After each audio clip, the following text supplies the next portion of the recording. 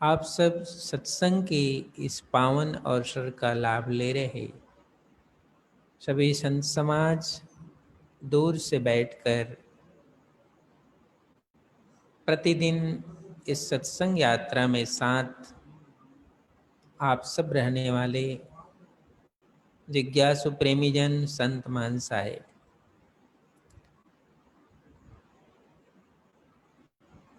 इस पावन दरबार से आप सब ने सत्संग का जो लाभ लिया, काफ़ी समय से जूम या फेसबुक के माध्यम से आप सब ने जो सद्गुरु के वाणी वचनों को संतों के द्वारा और बीच बीच में देश विदेश से जो साहिब के प्रेमी जन हैं, जिज्ञासु जन हैं, उनके द्वारा भी आप सब ने उनके भजन और शब्द का लाभ लिया। ये बड़े ही अनमोल अवसर है कि हम जहाँ भी हैं वहाँ बैठकर साहिब के शब्दों से अपने अंतर मन को जोड़कर रखे हैं, जहाँ से हमें ज्ञान भक्ति का साधन तो प्राप्त होता है।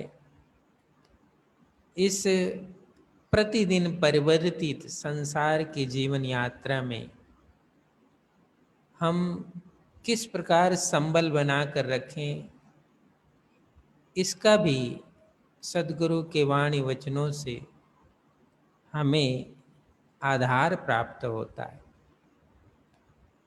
और जो इसके अनुभवी हैं, जीवन के अनुभवी हैं, सद्गुरु के शब्दों के अनुभवी हैं, उनको ये अनुभव होता है कि हमारा जीवन का क्या मूल्य है, जीवन में हमें किस तरह से रहना है, जीवन का कैसे सामना करना है, सुख में, दुख में, हानि में, लाभ में कैसे हमको नियंत्रित करके अपने जीवन को रखना है। ये सब सद्गुरु के उपदेश से हमें शिक्षा मिलती है। और ऐसे जो सद्गुरु हैं, जिनके उन्हीं आत्मबोध से, आत्मज्ञान से हमारा जीवन इस संसरतीत संसारा, परिवर्तनशील संसार में भी संबल और आधार को प्राप्त करता है। और सद्गुरु जी खेवनहार हैं। इस जीव को भवमने दुख होता है, भवमने संसार होता है। इस भव से पार ले जाने के लिए दुख से पार ले जाने के लिए और दिखने वाले सुख से भी पार ले जाने के लिए जो इस जगत में सद्गुरु स्वरूप में आए, उनके चरण और शरण के प्रताप से, उनके शब्द और साधन के प्रताप से हम सबको एक पवित्र से पवित्रतम जो लाभ प्राप्त हो रहा है, ये बड़ा और पुनीत सौभाग्य है। हम सब ने आज जो शब्द भजन सुना, हिमाचल प्रदेश से धर्मशाला जो प्रसिद्ध जगह है वहाँ से सगुन जी ने आपको भजन श्रवण कराया, और नार्वे देश से सीता चौहान और उनके सभी परिवार की ओर से, उनकी तरफ से आपने भजन श्रवण किया। ये भजन सत्संग हम सब के लिए जो सद्गुरु के वाणी वचनों को आदान प्रदान करने का अवसर मिलता है और जिसे हम हृदय से चाहते हैं, वह जब साधन सद्गुरु के शब्द के रूप में प्राप्त होता है तो वो सुकून और आनंद की जो प्राप्ति होती है उसका कोई वर्णन नहीं किया जा सकता। और इसीलिए आज जिन शब्दों को हमने सुना उनके एक एक पंक्ति मैं आपके सामने रखूं। सगुन जी ने भजन में आपको सुनाया, धुन सुन के मनवा मगन हुआ, लाग समाधि रहे गुरु चरणन, अंदर का दुख दूर हुआ। बलिहारी गुरुदेव आपकी बलिहारी। और नार्वे से जिस परिवार का हमने भजन सुना, साहिब तेरा भेद न जाने कोई, ये जन्म जन्म का साथ है गुरुदेव तुम्हारा। ये उन सब ने साहिब के शब्द को आप सबको बड़े भाव और श्रद्धा से श्रवण कराया। वैसे तो सद्गुरु का निर्देश और एक शब्द ही जिज्ञासु के लिए काफी होता है। एक शब्द गुरुदेव का ताका अनंत विचार, था के मुनिजन पंडिता और वेद न पावे। इसलिए सद्गुरु का एक शब्द ही हमें कहाँ से कहाँ पहुंचा देता है। लाग समाधि रहे गुरु चरणन, अंदर का दुख दूर हुआ। धुन सुन के मनवा मगन हुआ। ये मन जो प्रतिपल प्रति क्षण एक स्वप्न नहीं कितना स्वप्न दिखाता है। कभी सुख का स्वप्न दिखा देता है, कभी अनंत रूपों का स्वप्न दिखा देता है, कभी दुख प्रकट कर देता है। वह मन जब सद्गुरु के शरण में जाता है, सद्गुरु के पावन नाम से जब उसका भाव और लगन लगता है तो साहिब कहते हैं, लाग समाधि रहे गुरु चरणन, अंदर का दुख दूर हुआ। अंदर में जो संशय था, अंदर में जो सुख दुख का उतार चढ़ाव था, साहिब कहते हैं वो जो उतार चढ़ाव था वो दूर हो गया, वो शांत हो गया, वो शीतल हो गया। क्यों? उस शब्द को सुनकर, उस सद्गुरु के उपदेश को सुनकर मन जो है अपने संकल्प विकल्प की जो सुख दुख का स्वरूप था उससे वो निवृत्त हुआ। इसलिए लाग समाधि रहे गुरु चरणन। समाधि माने एक ऐसी अवस्था जिस अवस्था में स्थिरता की प्राप्ति होती है, मन स्थिर होता है। और जब मन स्थिर होता है तो उसके सारे जो द्वंद्व हैं वो द्वंद्व से वो निवृत्त हो जाता है। और जब मन द्वंद्वों से निवृत्त हो जाता है तो सुख की कल्पना भी, दुख का भय भी, दोनों से वो निवृत्त हो जाता है। इसलिए ये अंदर का दुख दूर हुआ। अंदर में जो हमेशा ये भय बना रहता है कि आज सुख है, कल दुख आ जाएगा, आज सुख है वो पर्याप्त नहीं है, और सुख होता तो अच्छा रहता, ये जो सब कल्पना है, ये जो निरंतर मन सोचता रहता है, साहिब कहते हैं ये कल्पना उस साहिब के चरणों में स्थिर हुआ मन इस कल्पना से मुक्त हो जाता है, कल्पना से बाहर हो जाता है। इसलिए साहिब तेरा भेद न जाने कोई, ये भी भजन उन जिज्ञासुओं के लिए है, उन श्रोताओं के लिए है जो प्रीति तो रखते हैं, श्रद्धा तो रखते हैं,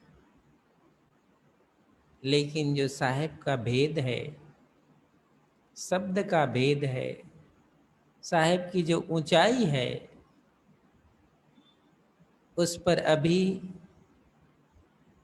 उसका मुकाम होना, स्थिर होना बाकी है। इसलिए साहिब कहते हैं साहिब तेरा भेद न जाने कोई, पानी ले ले साबुन ले ले ये मलमल काया धोई, अंदर घट का दाग न छूटे निर्मल कैसे होई, साहिब तेरा भेद न जाने कोई। हे साहिब आपका असली भेद को अभी जानना बाकी है, असली भेद का भेदी होना बाकी है।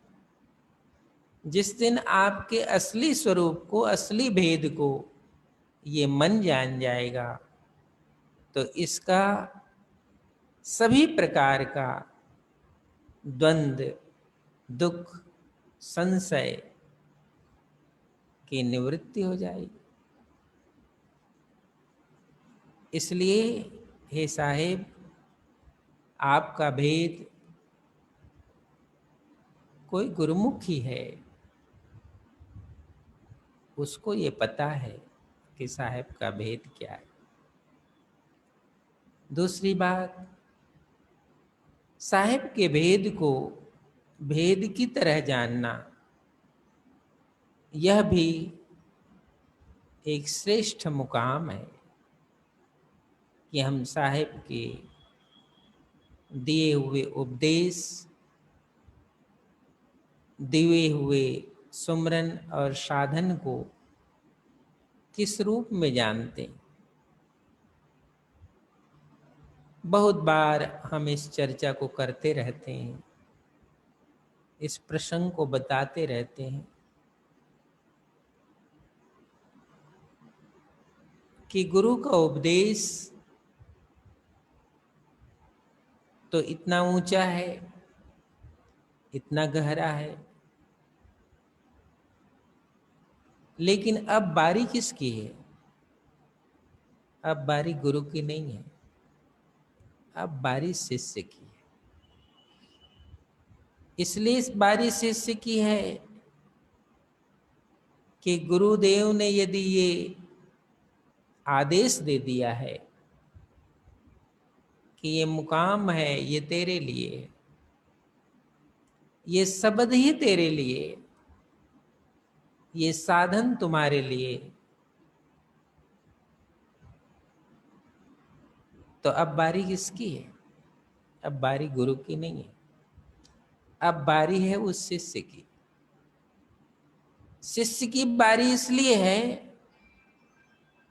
कि जब गुरु ने गुरुमुख वाणी उचरे, गुरु ने ये कह दिया कि ये साधन है, ये मुकाम है, ये मुक्ति का मार्ग है, शिष्य की वह पहुंच, वह अवस्था जिसमें सदगुरु के वचन को वो ऊंचाई दे दे वह शिष्य उस सद्गुरु के शब्द को जब साहब ने ये कहा था कि ये तेरे लिए साधन है, ये तेरे लिए मुक्ति का मुकाम है, शिष्य उसको वहां तक पूर्ण कर दे, ये उसकी बारी है। इसलिए हम कहते हैं, मैं एक बार आपको एक प्रसंग सुनाया था। काशी में पद्मनाभ नाम के एक सद्गुरु के शिष्य थे। सद्गुरु के शिष्य थे। सद्गुरु ने उनको कहा, पद्मनाभ, इस नाम को आधार मानकर तुम इससे मुक्त हो जाओ। ऐसे तो सबसे शिष्य सुने होंगे, केवल पद्मनाभ ही नहीं सुना होगा। मैं समझता हूं सारे शिष्यों ने सुना होगा।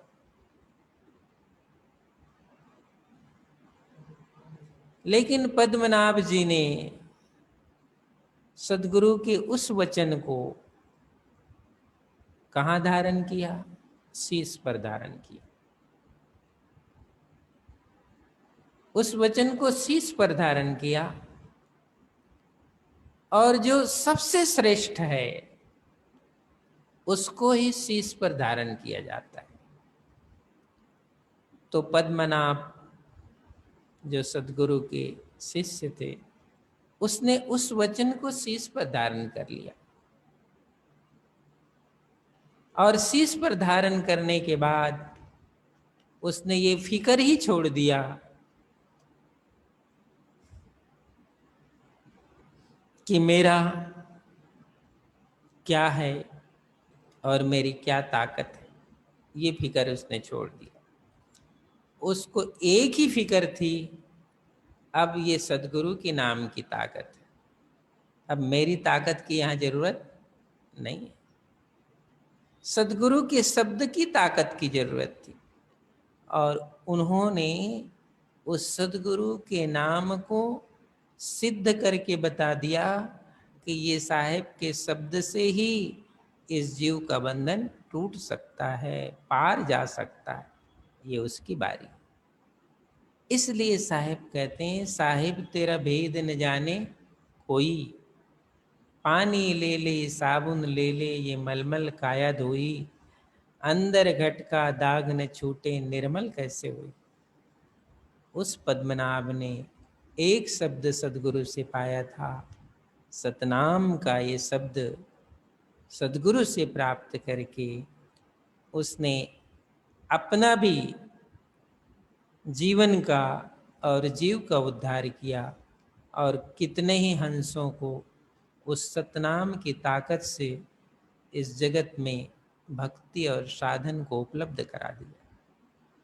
इसलिए एक भूमिका होती है जिसको हम गुरु की भूमिका कहते हैं, और एक भूमिका होती है जिसको हम शिष्य की भूमिका कहते हैं।